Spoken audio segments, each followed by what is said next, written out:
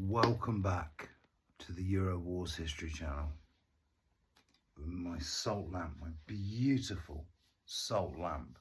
Don't worry, I will be switching the lights on in a moment. But to any returning viewers, thank you very much. You are in for a damn treat this summer. So basically, through tragic reasons, I lost my father and family problems and life in general. You know, this history channel is not my job, but maybe it could become my job. I have 330 subscribers at the moment. They're all the same subscribers that were there before. So, you know, I took you to where World War II started officially, in the port of Danzig, the Danzig corridor, now Gdansk in Poland. I'm going to teach you some stuff that isn't mainstream. A lot of it will be mainstream, but some of it just isn't well known. And I think everyone's got a right to know certain things. I'm going to teach you some horrid things that the British had a part in after World War II. You might think, well, the Germans deserve that. The biggest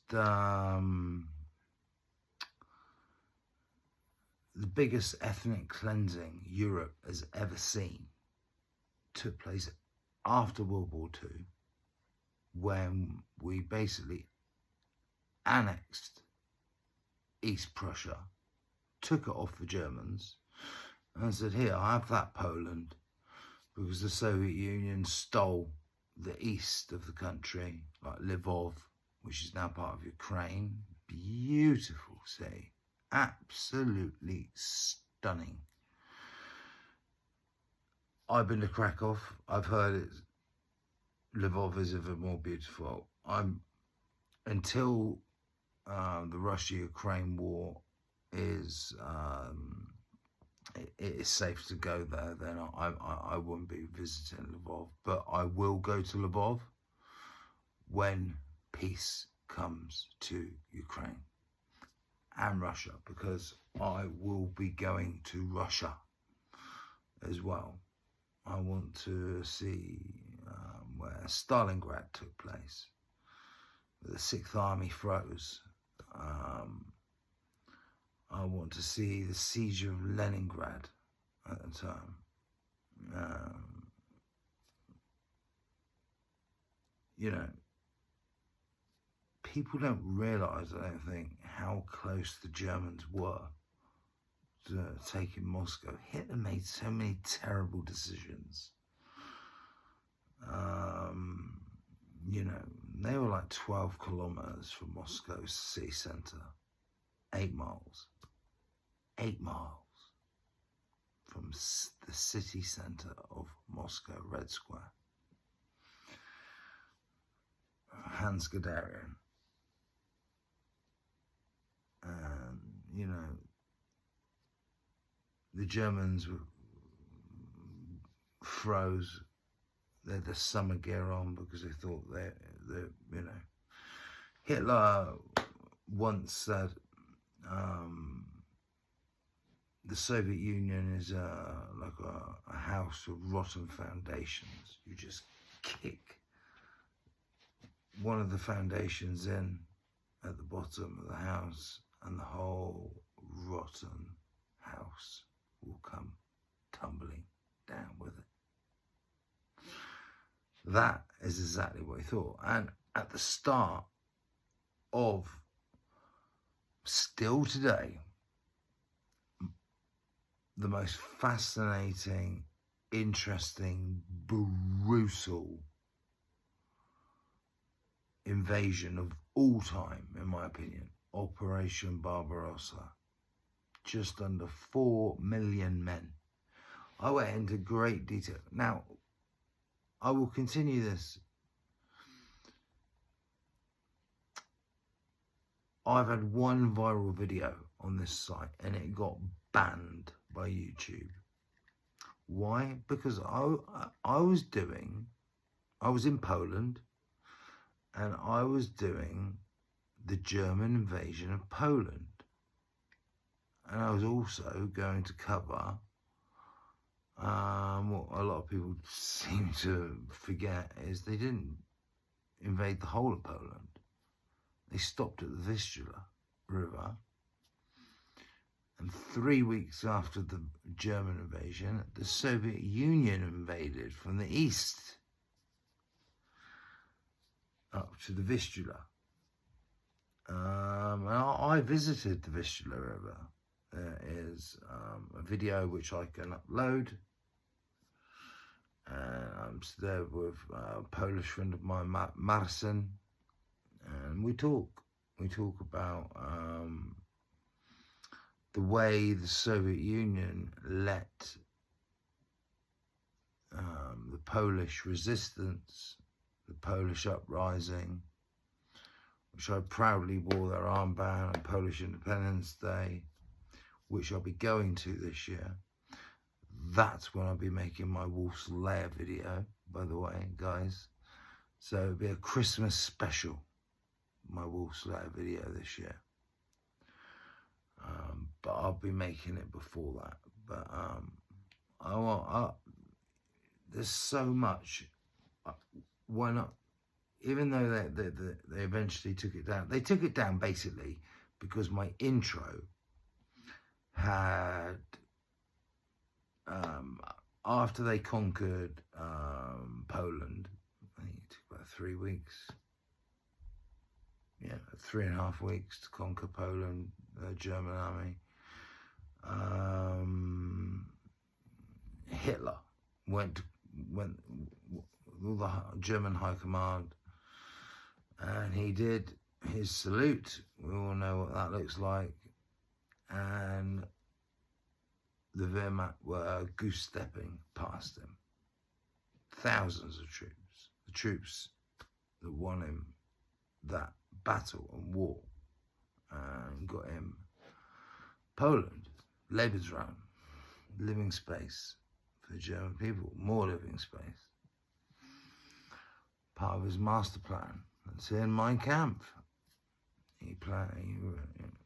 The book that is just behind the Bible, still as the second most read and bought book on planet Earth, still today. A lot of people don't know that. You do now. What am I up to? Well, Operation Barbarossa. So, you know, that is one that I am fascinated in. That snow, when they were 8 miles, sort of 12, I'm not sure with the kilometres and miles thing, 8 miles to 12, 13 kilometres away from the centre of Moscow. It's, the bad weather stopped. The Germans, they were freezing. Every Russian they killed, they grabbed the Russian coat, they took their boots off, their jack boots, and put the Russian boots on. Because the Russians knew how cold it was, they were prepared. That's how underprepared the Germans were for a winter war. Big mistake. That's Hitler's biggest mistake, because I think if they had winter clothing and, you know, I mean, their tanks were freezing, they couldn't get them going, they had all sorts of problems. It gave Stalin time to call in the Siberian troops, who were from Siberia, man. I mean, they came on their skis with machine guns. I remember seeing an interview with a Siberian ex-soldier, and he said he jumped into, you know, he was fighting, hand-to-hand fighting with Germans, and he said they were soft, easy to kill. I stuck my bayonet through their heart, slit their throats. You know, heavy duty stuff. So, you know, I really hope this war in Russia and Ukraine ends so I can go, not for my selfish purposes, but for the lives of them young men and women that are dying on a daily basis in Russia and Ukraine, in Ukraine. It's very, very sad. I'm doing the Siegfried line, the Hürtgen Forest, the Battle of the Bulge. The French, the arrogant French, built something called the Maginot Line. Underground tunnels and so many feet or meters apart. They had turrets with machine guns. I mean, it's an amazing underground system. I haven't actually looked into whether the Maginot Line is available to visit. I imagine it is. If it is, I'll go. But the Germans were told, well, basically the French government listened to their military experts. Now, at this time, the French were supposed to have the biggest, most feared army in Europe. Far from it. They were weak. Their resistance were better than their troops. And that's scary. The best army in Europe were the Germans, the Wehrmacht. They didn't have the best navy. The British had the best navy. They didn't have the best air force. They had the biggest air force. The best air force were the British, the RAF, which they found out in the Battle of Britain. But what I am going to take you on is what Adolf Hitler took credit for, but come from my favourite German, not general, the one above, Field Marshal. You know, when they go to the Führer and like that, and they hold the baton up. I think Goering used to have a baton. They always had a baton. That normally meant they were a field marshal. Erich von Manstein. Hitler was frustrated. Basically, the plans that they'd drawn up were identical to World War I. And Hitler this is just not good enough. There has to be a different option. And frustrated. And von Manstein, I think, had cooked up this plan. He'd been secretly drawing it up for weeks, maybe a month. And Hitler, I think, eventually was going to just go with the World War I plan. And von Manstein says, "My Führer, I have one idea which you may be interested in. Would you grant me the permission to,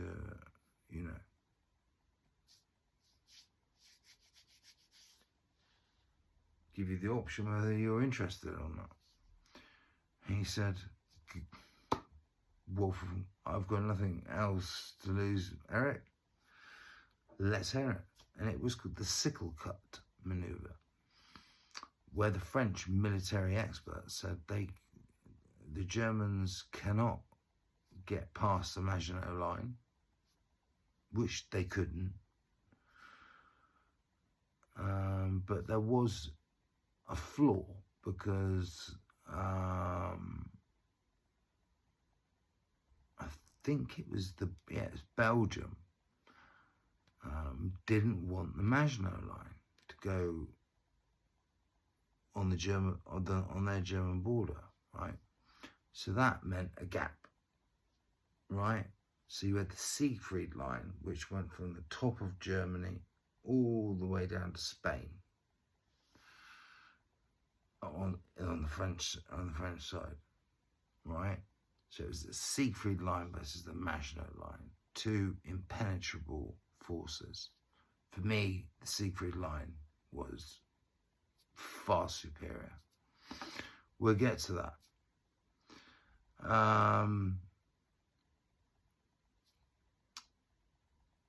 What they did is they sent the panzers through. The idea was to send the panzers through the Ardennes, through certain tracks and forest,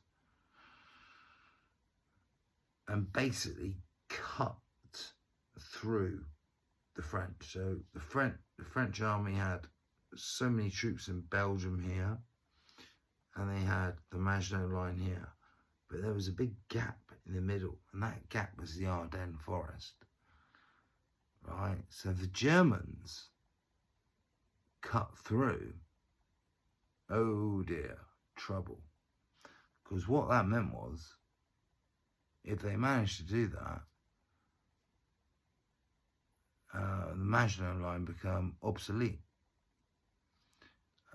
There's a famous fortress in Belgium, which hopefully I'll take you to, which special commandos, like the German SAS, took out, again as an underground facility.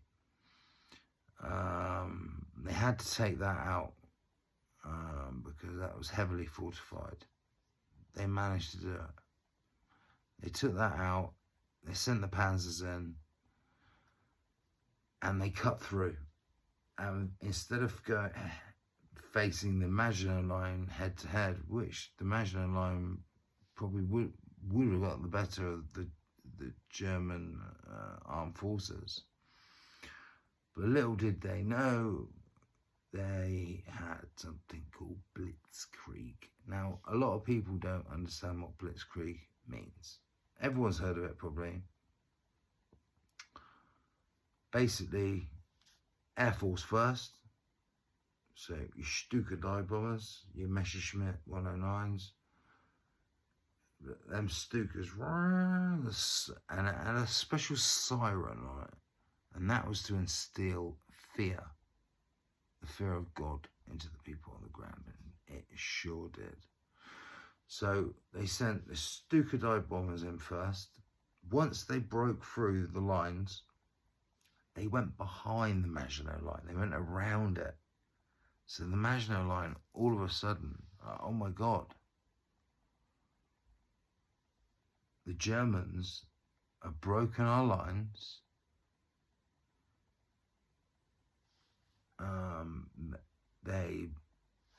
They first bombed Rotterdam, absolutely obliterated Rotterdam.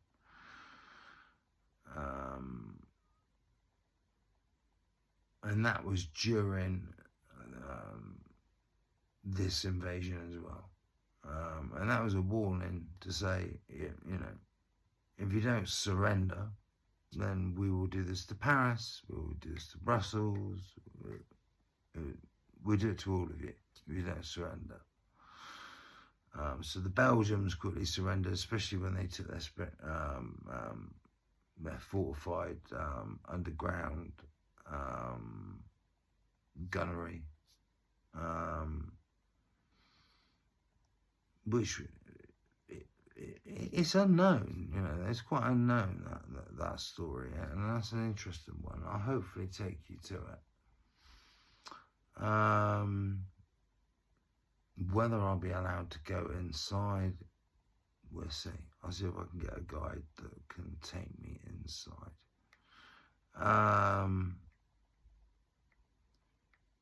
But von Manstein, yeah, so they cut through and it was chaos. So then, you know, you've got the Stukas, you've got the Messerschmitts, you've got the Dorniers, you've got the Heikels bombing, boom, boom, boom, boom, boom, boom, boom, absolutely pounding Belgium, who they surrendered. They just surrendered. So all of a sudden it's France. The British Expeditionary Force are like, what the hell is going on? Winston Churchill panically goes to Paris and says, what the hell is going on? And he said the Germans have gone through the Ardennes and they're on their way to Paris. They've just bombed Rotterdam, to burn it to the ground, and said if you don't surrender, we will do the same to every capital we come across. Every one of your cities, we will do what we've just done to Rotterdam. And if you go to Rotterdam, it's different to any. I've been there myself. It's different to any other Dutch city. It's modern. It's not an ancient European city. It's ugly compared to a lot of Dutch cities, which is, a shame. It took 6 weeks, and the French surrendered and left the British cornered in Dunkirk. Now, I'm going to take you through one of, after I've done the Siegfried line, the Germans called it the West Wall, by the way, I'm also going to take you to, the Germans had special bunkers on the Siegfried line called the Cat's Heads. I'm going to take you to a Cat's Head. There's a museum called dedicated to a Cat's Head, so I might go there.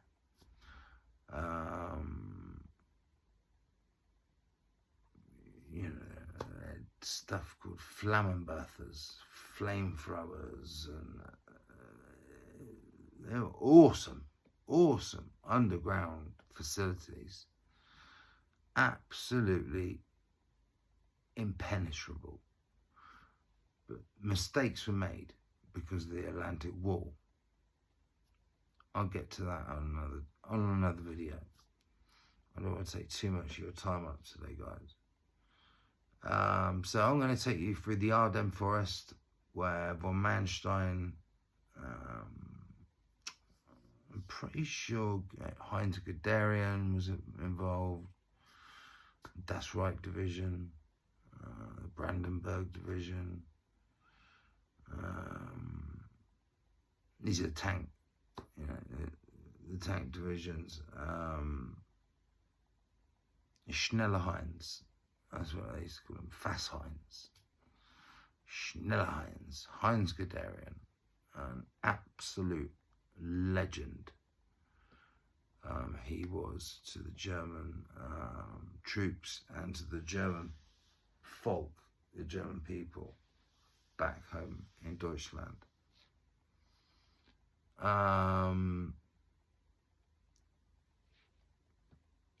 And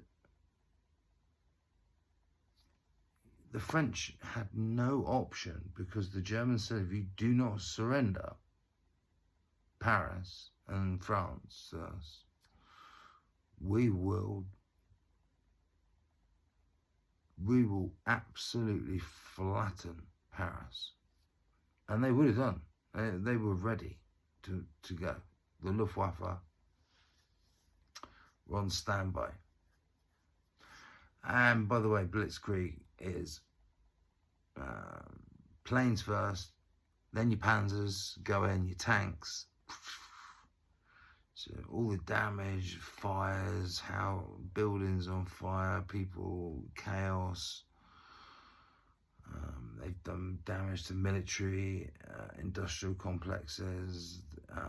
What the German Air Force were famous for was going to airfields and destroying their complete sortie of attack fighters or any sort of plane that were lined up. If you've ever seen an airfield from World War II, normally they were all lined up. I never understood why they kept planes outside in World War II. The Russians did it a lot and they found out the hard way. But the Russians learned quickly. The Russians turned the tables on the Germans, but you know, that's a long way off in this story. I'm gonna take you back before the war. I'll get to that point in my last bit of this, but so I'm going to hire a vehicle. I'm going to try and hire a vehicle that's military based, a militarized vehicle. Who knows what I'll hire, but it will have to be a 4x4 because I'm going through the Ardennes, and I'm pretty sure I know what route I'll be taking, and you know, French troops were at certain points, and their fighting would take place. The Germans win the fight and move on. You know, imagine panzers coming around the corner. You're in a beautiful forest. It says, "Don't worry, there's going to be no trouble here. They can't get their tanks through." All of a sudden, Hans Guderian Schnellerheinz, with his Das Reich division that almost got to Moscow, by the way, same division, comes around the corner at you. After the panzers, so you got the Air Force, boom, boom, boom, boom, boom, boom. Stukas. Then you have the panzers, the tanks, then the infantry, the special forces, and your normal troops. Awesome. 6 weeks it took to absolutely destroy, embarrass, humiliate the French. And they deserved it for their damn arrogance. And they put British troops in severe danger. Like I said, Winston Churchill flew to Paris to say, what the hell is going on? But, you know, even the British, they were stuck in a time warp where Hitler was thinking ahead. Hitler had modernized up there, his military. And a lot of these army veterans now were generals, colonels, field marshals. They were in the First World War, but they were lower ranked. But they didn't want a repeat of the stalemate horrors of World War I. They wanted to do things slightly differently, and they did. So I'm going to take you on that same journey and try and take you all the way to Dunkirk, where the British were evacuated, 340,000 troops. And a few miles away from capturing them troops that were stuck on the beach, waiting, praying for help from across the channel, Hitler said, stop, to Hans Guderian and to the Desert Fox. They're all that.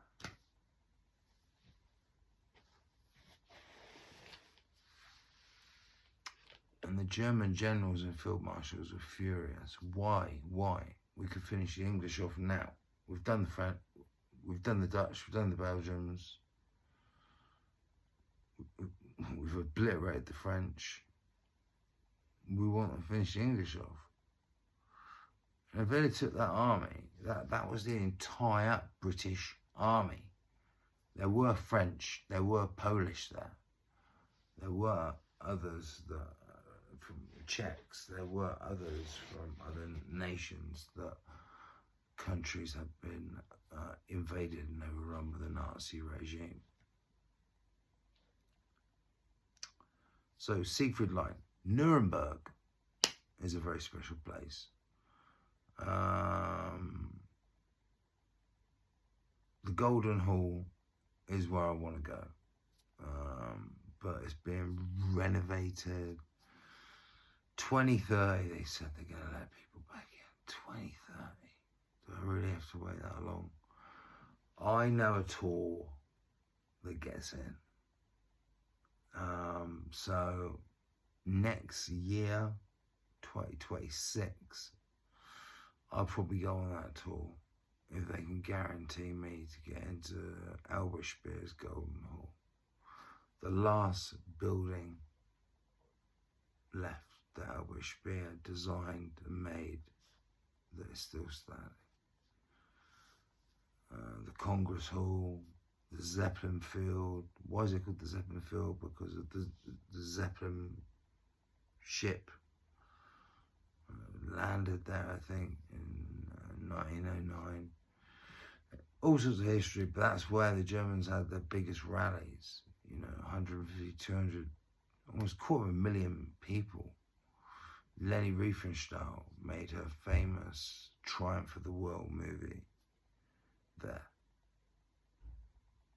And Adolf Hitler's, one of his most famous speeches, damn, as the passion in that speech is mind-blowing.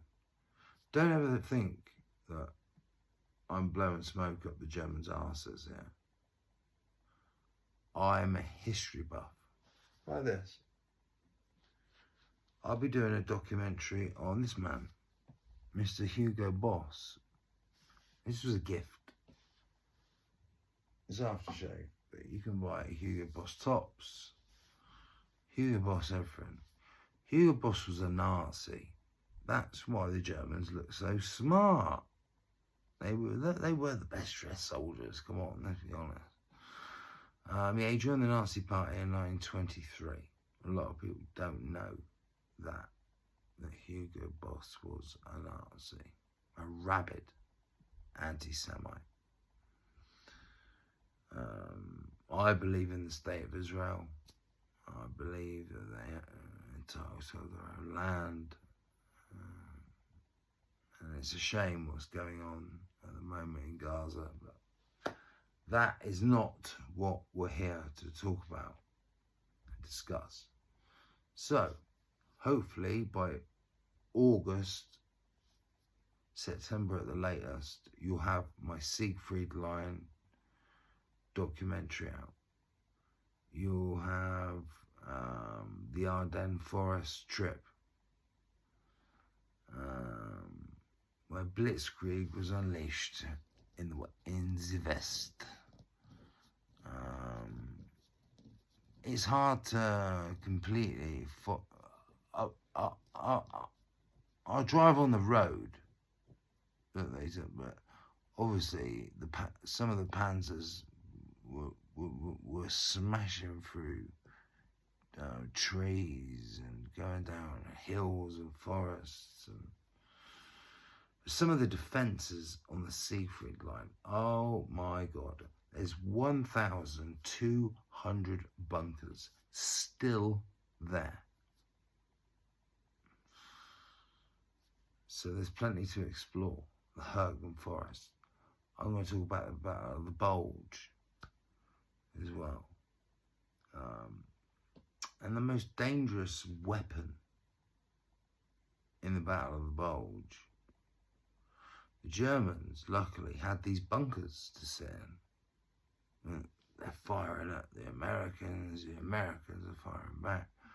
Every time either fired, it would hit. They're in a forest, it's surrounded by trees, right? Hergen Forest. It would hit a tree, and the tree would explode. And what's on that tree? Wood. And it was like bullets of wood firing out. and it killed a lot of American soldiers. It killed some Germans as well, but the Americans suffered severe casualties because of the shards that were coming off the trees. It was a horror show, an absolute massacre of men.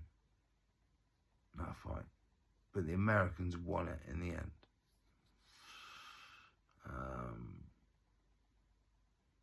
Model, Field Marshal Model was, I think his nickname was the Fireman. He poisoned a well in Russia. I'm not sure whether it was on Hitler's orders or not, but they ransacked a village, and when they were leaving, they poisoned the well, the drinking water, without the locals that were left knowing. And of course, they drank the water and they all died. Evil man Model. He had a monocle. After the defeat of the Battle of the Bulge in the Hertford Forest, Model took his pistol, walked off, and shot himself in the head. He would have been hung at Nuremberg for crimes against humanity anyway. So his main crimes took place in Russia. Like I just said, the well. I mean, that's just one thing he did that was absolutely evil. And of course, the Wolf's Lair. I have to do it. While I'm doing the Siegfried line and all that, I might go to the Wolf's Lair first. I've still never seen anyone go to Hitler's bedroom, like I showed you where it is. The foxholes. No one jumps in them like me and shows you that the SS were in them foxholes. That's where they,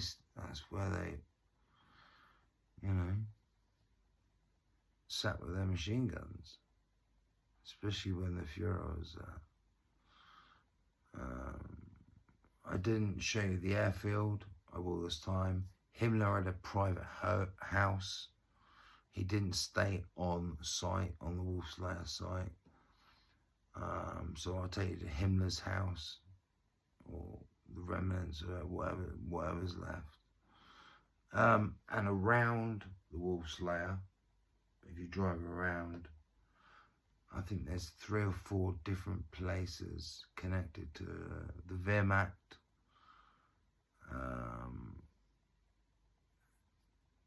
and the SS, the Polish,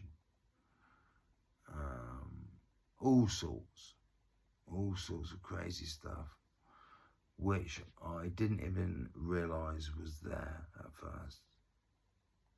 But me not doing my research properly and me being a bit naive, arrogant, thinking that I know. The thing about World War II is, and this is why that got me hooked on it completely, is you never stop learning. You always learn something at least new once every time you watch something with me. And I learn it with you. So don't forget that. That's the beauty of history, is learning.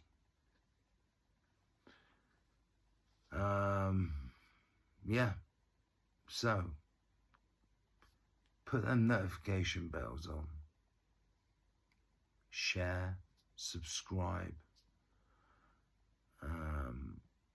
and once I hit 1,000 subscribers, I think I will then be allowed to monetize the channel, and you can join the channel for like $1.99 a month. There'll be different levels where you can gain special access to special content that just will not be released for possibly a year on the normal channel, and that is for supporting me, to help me get over there to make these videos. I need your support, and obviously, you know, YouTubers are beggars, aren't they? You know, I'm not made of money. It costs a lot of money to get over there. It costs a lot of money. I'll probably end up doing some camping, especially if it's warm. I expect it will be warm, especially in Germany in the summer. I want to avoid. I was going to do the Wolf's Lair for Christmas. I'm going to Polish Independence Day, the uprising. And after Independence Day, I'm going to hire a car and I'm going to drive all the way up to Wolf's Lair and do what I have to do. And in November, it's mosquito-free. So there was so many mosquitoes that the Germans used to pour petrol, because it's essentially a city in a swamp, right? Riddled with mosquitoes. Hitler hated it there. He hated it. But location-wise, it's right on the Lithuanian border, right at the top of East Prussia. Or what was East Prussia, which I will be talking about the ethnic cleansing that the British agreed to. And I am ashamed that my country took part in that and agreed to it. Anyway, thank you for joining me once again on Euro Wars History Channel. And you won't regret it. I'm different from any other content creator. As you will see. Peace out, and I'll see you on the Siegfried line, the Ardennes Forest, the Wolf's Lair, the Burghof, the Zeppelin Field, Nuremberg, Heinrich Himmler's favourite restaurant I'm going to, or was Heinrich Himmler's favourite restaurant. Let's see what sort of food they sell there, right? That'd be interesting, wouldn't it? I've got quite a few tricks that a lot of other content creators haven't got a clue about. But it's not what you know, it's who you know. You learn off them, you listen, you do your own homework.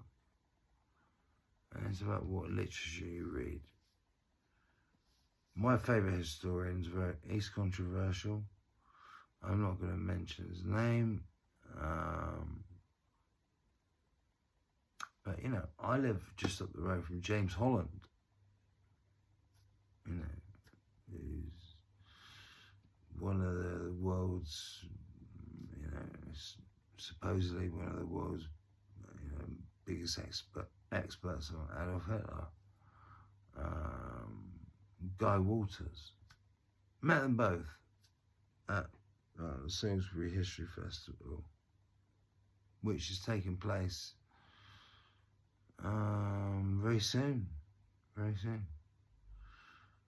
It may have already started. I have to check it out because I would like to go for the day. Anyway, see you soon, guys. And if I do go to the History Festival, I will film. I'll do some filming. I see who's there. You have to pay extra to go in for a talk, but if it's a talk that I'm really interested in, then I'll pay and go in. And of course I'll film. Alright, peace out, love out, stay safe, and like my salt lamp. Keeps me calm. They're very spiritual. Just like me, a spiritual person. I stopped my channel because my dad took his own life. And I've had to do a lot of soul searching. He knew how much I loved making YouTube videos. I had a very successful channel doing current affairs, and I'm not sure whether to go back to current affairs. I'm going to see how the history goes first, because I love the passion. And I'm going to go to the Canary Islands. You know, what Hitler did there is absolutely crazy. And it's all still there. All still. Orkney is a fortress, man. It's just reinforced Nazi concrete everywhere. Anyway, I'll see you soon on the ground. Boots on the ground.